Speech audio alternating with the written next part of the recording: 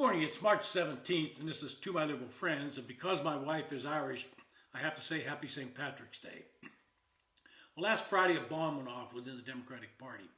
Chuck Schumer, the Democratic leader in the Senate, pivoted and voted for the continuing resolution to keep the government open. On the House side, the Democratic leader, Hakeem Jeffries, had marshaled his caucus to vote no on the bill. Now, it's been apparent that the Democrats have been in a free fall since the November elections.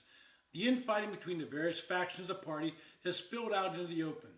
In past years, Democrats have had their internal debates, but they've remained unified when it came to crucial votes.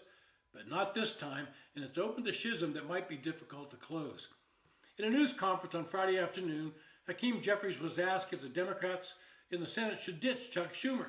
He just stared at the reporter and said, "Next question." It was a put-down heard around the Capitol and in Democratic circles around the country. It marked the end of decades of relative peace atop the Democratic ranks and exposed the friction between the two Brooklyn natives who worked closely together last year to engineer a new presidential ticket. And it sent a worrying signal to their party. In the future, these two leaders won't necessarily be singing from the same political hymnal.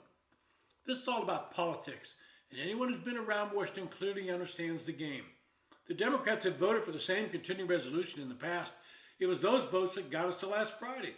But the game had changed, and Joe Biden was out of office, and Donald Trump was taking a wrecking ball to the federal bureaucracy. For the progressive wing of the party, this was a bridge too far. They could not stomach watching their pet program suffer a slash-and-burn approach by the Trump administration. They could not stand by and allow federal workers being fired. After all, these were their voters.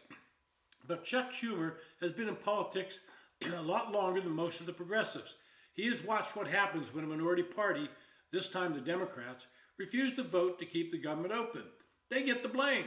Schumer understood that Jeffries could take his stand in the House because the Republicans had finally forged some kind of unity and did not need Democratic votes to keep the government open. Jeffries could stand on principle and appear the hero to liberal Democrats that hate Trump so badly they would see the government collapse if they thought it might harm Trump. But Schumer did not have the luxury in the Senate. Because of the Senate rules, he had to take a different approach and deliver the necessary votes to keep the government running. As I said last week, Schumer realized by shutting down the government, about 2 million federal workers would be furloughed without pay. Now, in the past, they've always recouped that back pay, but there's no law that says it has to occur. Trump could simply take the position that Democrats shut the government down, and they're to blame for the workers losing their paycheck. Schumer indicated he was concerned the shutdown would allow the Doge team to move even quicker without congressional interference. It would give them a clear blueprint to what government workers were necessary and those that could be jettisoned. Now the Democrats are in a tough place. It was easier last time around when they could castigate and pressure rebel senators like Joe Manchin and Kyrsten Sinema. But now they have to turn on one of their own. Schumer and Jeffries, who both, as I said, hail from Brooklyn, have been in lockstep in the past. Now they seem to be moving in opposite directions. Jeffries seems to see this as an opportunity to burnish his own reputation within the party. He was under pressure from the left wing of the party for what they described as a tepid response to the actions of Donald Trump. Now he can say he stood in the lion's den and faced the lion. Schumer, on the other hand, has become a pariah to the left, someone who abandoned them and betrayed them. In typical fashion, Congressman Alexandria Ocasio-Cortez jumped into the fray saying, quote, "This is a decision about trust and cooperation, because there will be a day when the Senate will need the House to move on something. And if there's an erosion of trust and a breach of trust, such as what is considered right now, it will make cooperation difficult," end quote. Wow. It will fuel further speculation that she would run in a primary against Chuck Schumer. Now, personally, I would welcome that challenge if I were Schumer, because AOC does not understand that her popularity does not extend to the rest of the state of New York. I believe she would lose the next time, and we would see her for the first time hosting some unwatched show on MSNBC. This is the same AOC who urged Senate Democrats to abolish the filibuster rule, then begged them to use it this time around.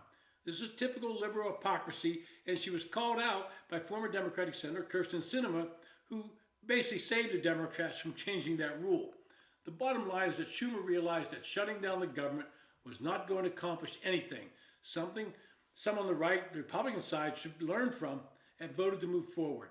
He also realized that this is the same CR that was voted on earlier, and suddenly Democrats would be changing votes purely based on politics, because they voted for it late last year. In the end, this vote has caused a larger divide among Democrats who still cannot figure out what strategy to use as Trump rolls over them. They become a party of Ivy League elites. Two new polls show the depth of their problem.